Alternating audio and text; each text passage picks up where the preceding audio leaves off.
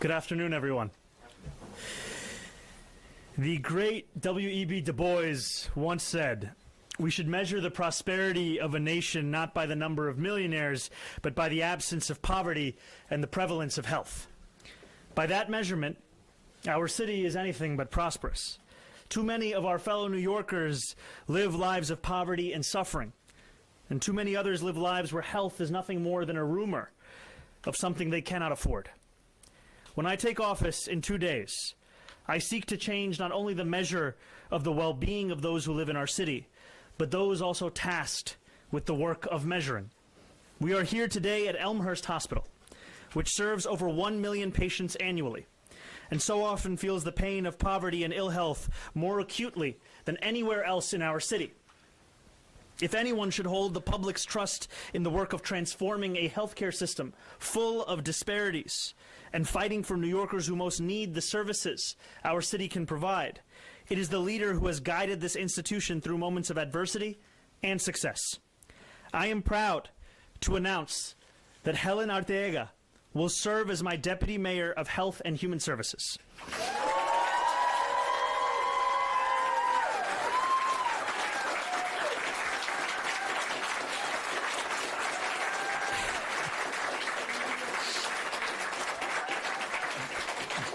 Helen has served as CEO of New York City Health and Hospitals Elmhurst since February of 2021, the same hospital that saved her and so many other New Yorkers' lives during COVID. Her tenure has been transformative, with the hospital delivering consistent improvements in care to its patients and making historic strides to support its frontline healthcare workers. It's the kind of leadership that Elmhurst residents came to expect from a daughter of the community, someone who grew up like them, cared about people like them, and understood that New Yorkers with less are often treated with less. That leadership, driven by empathy and guided by an unshakable belief that every New Yorker deserves a life of dignity, is no less than what the people of this city will expect from their new deputy mayor. As Deputy Mayor for Health and Human Services, Helen will have incredible power to make our city healthier and more prosperous. This is work which will demand all of government coming together, which is why I'm thrilled to also announce my corporation counsel today, Steve Banks, a name that many of you will be familiar with. Steve's legacy of service is second to none. As the former Attorney-in-Chief of Legal Aid, Steve helped some of the most vulnerable New Yorkers get back on their feet. And as the Commissioner of the Department of Social Services for 7 years under Mayor de Blasio, Steve overhauled our shelter system, helped over 175,000 New Yorkers find permanent housing, and fought for low-income tenants. There is a reason that after leaving office, he was described as the most effective social services director in New York City history. His reputation as a champion of those otherwise forgotten is recognized across the city. I am grateful to him for returning to public service. As New York's Corporations Counsel, he will be our city's lawyer, managing hundreds of attorneys and representing our city in court. It is an incredibly important role with wide-reaching and far-reaching implications, and there's no one I would rather turn to than Steve.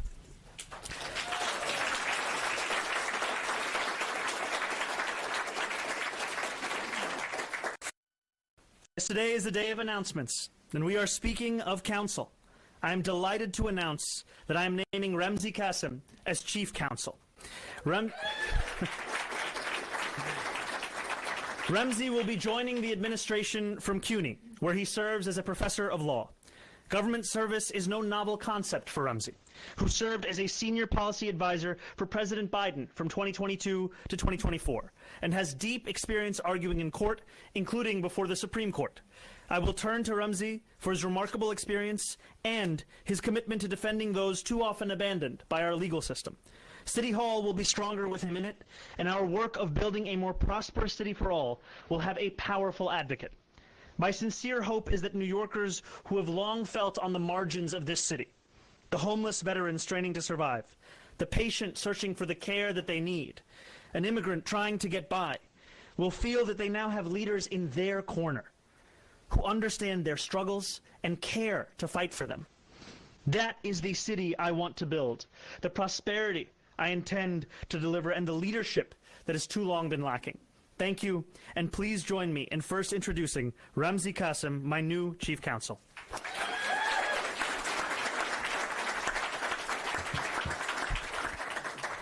Good afternoon, everyone.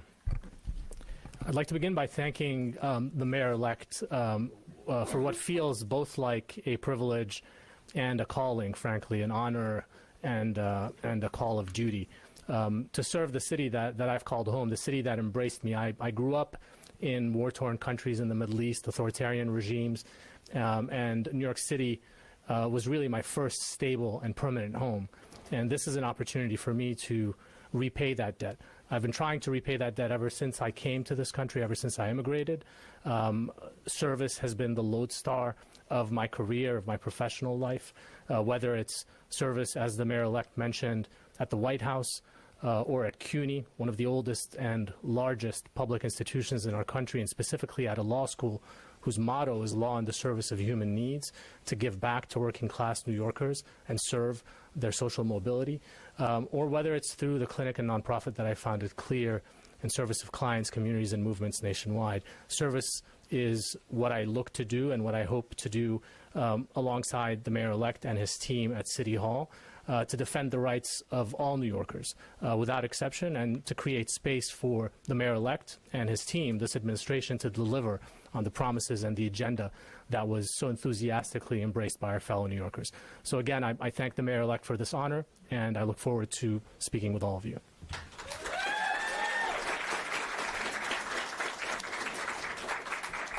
Now I would like to call forward a friend and soon to be a partner in our administration, Steve Banks. Good afternoon. Thank you, Mayor-elect, for nominating me to lead the New York City Law Department and for your very kind words. If only my mother and father could hear your words. During all my years as a legal aid lawyer and then as a city commissioner, they wondered what I was actually doing with my law degree.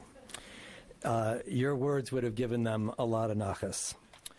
I have a unique perspective on the law department. For 33 years as a legal aid lawyer, including 10 as head of the organization, I litigated against the law department. For 8 years as a city commissioner, I was represented by the law department in both affirmative matters involving access to rental assistance, SNAP, food stamps, and Medicaid, as well as matters defensively protecting and addressing the right to shelter. During my time at Legal Aid and in the years since I left city government in 2021, I've also co-counseled with the law department in matters relating to the right to shelter. I know firsthand the key role that the staff of the law department can play in supporting the mayor-elect's vision and agenda for transformative change to help New Yorkers in every community of the city. I'm honored to be the first legal aid lawyer ever nominated to be the Corporation Counsel, and I'm ready for this leadership role. You see, the Legal Aid Society had 1,100 lawyers.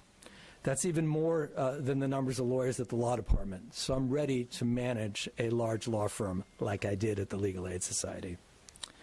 And in addition to the well-known major cases that I've litigated and handled for low-income and working New Yorkers, over the course of my 44 years as a lawyer, I've represented large numbers of individual clients whose lives have been harmed by city actions.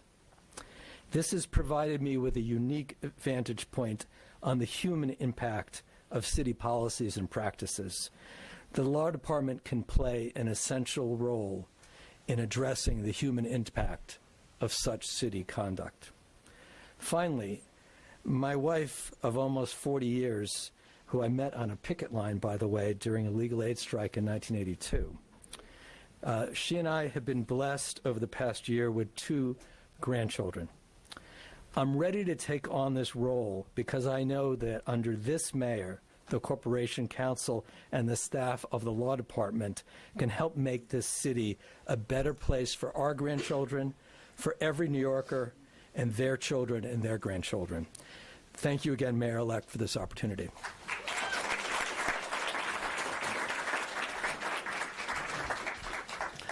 And now, our new Deputy Mayor for Health and Human Services, Helen Santiago.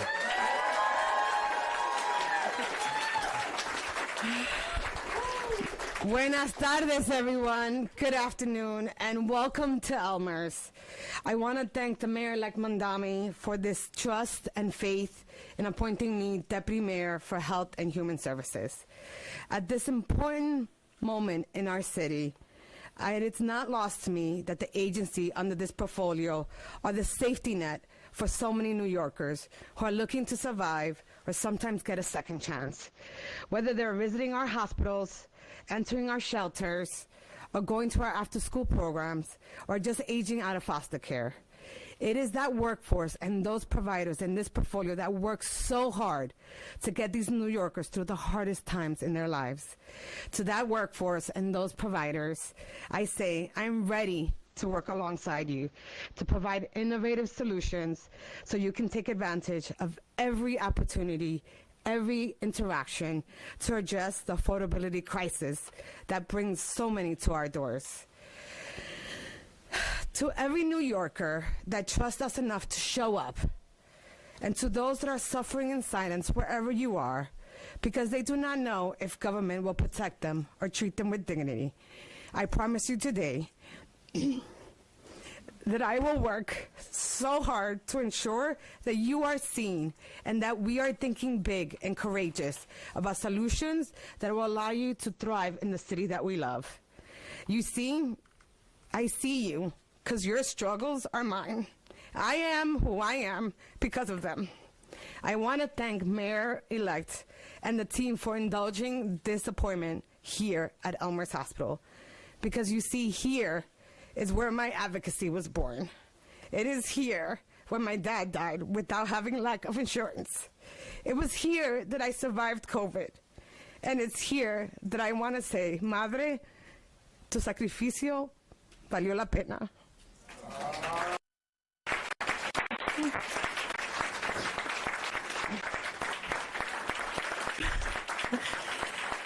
And it is here that I serve as a proud CEO for the past 5 years. Like the mayor-elect, I'm just another immigrant kid from Queens. But the two of us are ready to take everything that we learned from our culture, our families, and our upbringing to make big changes in New York City, the city that has loved us so much.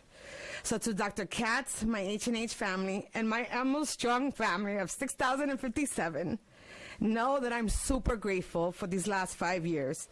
Thank you for showing up. Thank you for learning together, for growing together, for crying together, and for overall coming together for our city. When I walk through the doors of City Hall in like 2 days, I'll be walking in with all of you inside my soul and my spirit. But now I'm ready to work on something really cool. I'm ready to work on the mayor's-elect vision and dream for New York City. Mil gracias.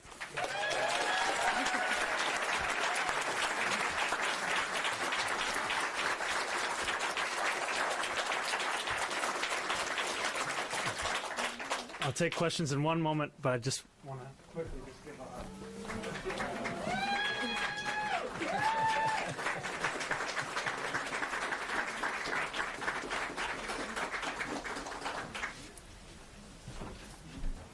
We'll start with on-topic questions, please, and for everybody. For the mayor-elect and the DM, the Department of Community Safety, we haven't heard that much about how this is going to operate just yet. Is this going to be under the DM, or is this under something just The Department of Community Safety would fall under the first deputy mayor's portfolio. However, it will require a whole-of-government approach and commitment, and I look forward to working with our new deputy mayor in ensuring that. Yeah, go ahead. Yeah. Hi, Mayor-elect. The comptroller released an audit this morning declaring that the Health Insurance Stabilization Fund, which helps pay for supplemental benefits for city workers, is insolvent, recommending that it be dissolved. He found that it has outstanding liabilities of $3.1 billion. That is obviously not nothing. Would like to hear your response. And also, what do you say to city workers who are perhaps concerned about their health coverage in light of this? Well, to city workers, I will say each and every day that this will be an administration that takes your concerns seriously and looks to do more than that. It looks to actually deliver on them. And the report, as well as any other analysis, is something that we are going to take seriously as we assume office in a few days. Mayor-elect, this constellation of advisors seems like it could really be at the intersection of potentially combating efforts from the Trump administration, from beefing up the law department to prevent deportations, as you've mentioned, to pending SNAP and other benefit cuts. Have you had kind of a conversation with this cohort about the approach to the Trump administration, and what are your first few initial actions you're going to take relative to these top advisors and what you're instructing them to do relative to the Trump administration? Well, I think it all comes back to the welfare of New Yorkers. And what I am so excited by, frankly, in each and every one of these appointments are New Yorkers who are committed to not only protecting those who call this city home in terms of their rights and their freedoms, but also in terms of their ability to find care in a city where too often healthcare is something that is synonymous with being something that is unaffordable. And I think that even in my own conversations with the president directly, I will always and have made the case for this city. I look forward to my top staff doing the same. But is it that you would first pick up the phone and call the president if you didn't get along okay? These guys go at him? Is that kind of the approach? I will look to have a conversation with anyone and everyone. And also, I think it's important that there are fights and freedoms that will be protected in conversations. There are fights and freedoms that will be protected in court. There are a number of active court cases, frankly, that I look forward to working on with my nominated corporations counsel to ensure that our actions as a city are furthering the protection of the rights of the people who call it home. Thank you.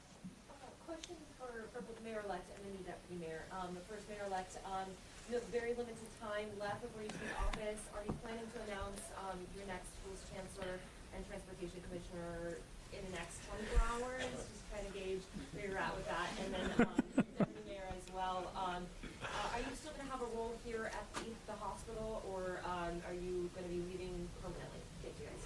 So to the first question, I'll give you the answer you don't want to hear, which is wait and see. I would not be leaving my home here at Elmhurst Hospital if it wasn't something important, and working with Mayor-elect and his vision and his dream is something that I want to do because I see the impact. But more importantly, it's going to take a lot of work, so I'm going to dedicate 100% to the vision. Yeah, Joe. I have a question for Steve, the nominee. I was wondering, could you, observing from the outside, is there anything you feel like you want to do differently about how the law department has approached the litigation with the Trump administration? It's sort of how it handles the work with immigration that city and state do together. Thank you. Thank you for that question. Let me take a little bit of a step back. I've been involved with leading two other institutions, the Legal Aid Society and the Department of Social Services, and my first approach in leading both those organizations and making major reforms in both of them was to engage the frontline staff, to understand the nature of the work that they're doing, their views of the work that they're doing, and the kinds of ways that they see that they can play a key role on the front lines of moving forward with the mayor's affordability agenda.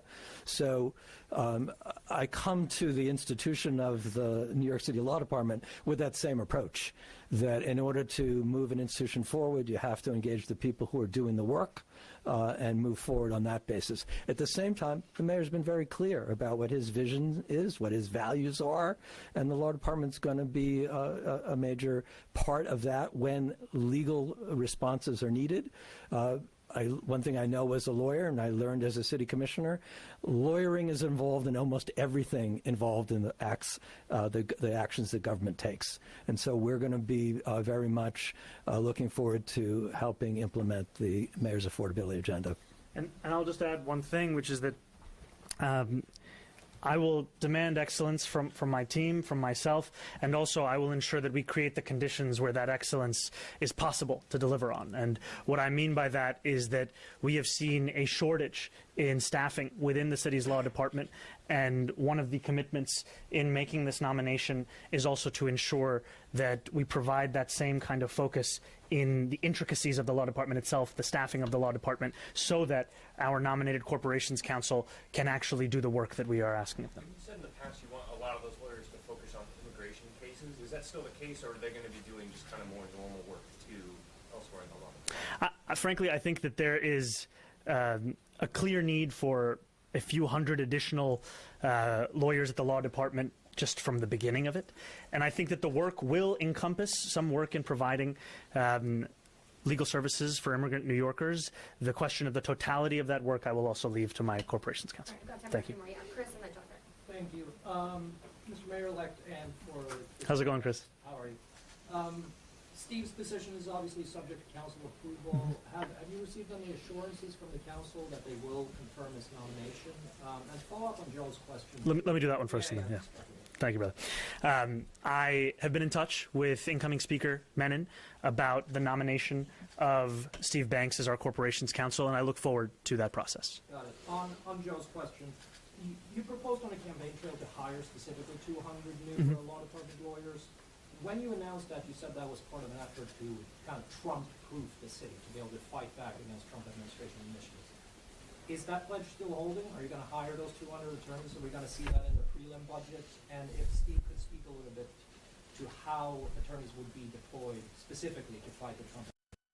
That pledge is still continuing, of hiring 200 additional lawyers, and it's also a pledge of thinking about what the legacy of the law department has been for decades. The law department had been on the front lines of many of the fights for equal rights across this country, but today it has been hollowed out.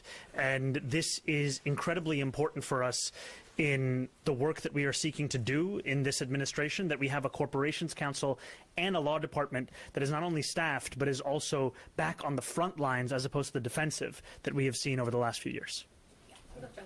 Mayor-elect, do you support a No worries. controversial in the city, but do you support a ban on horse carriages here in New York City? Would Yeah. you support a ban? I've said that I support removing horse carriages from Central Park, and I've also said that I look forward to working with union partners and community leaders to actually deliver on that. All right, I think we have time for just one quick one at a time. Hey, man. How's it going, Dave? Good.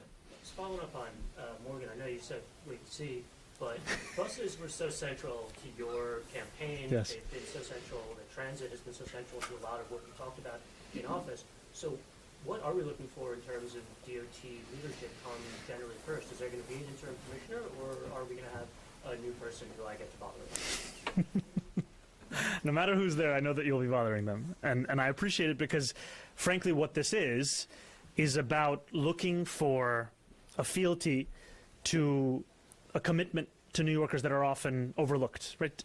Today we have spoken about it in the context of health, but when we speak about bus riders, we're speaking about more than 1 million New Yorkers who are riding the slowest buses in the country. This will continue to be a focus of my administration and a recognition that it is New York City government that runs the streets of this city, and therefore there is an opportunity in the way in which we approach that, not only to honor the commitments and proposals that have been put forward in prior years, which Streets Blog also broke the news of at a press conference not too long ago, but also, frankly, to think about how do we make this city an example for the world in the ways to get around efficiently and reliably. Thank you guys so much. All right. Thank you so much. I'm sorry. Yeah, okay.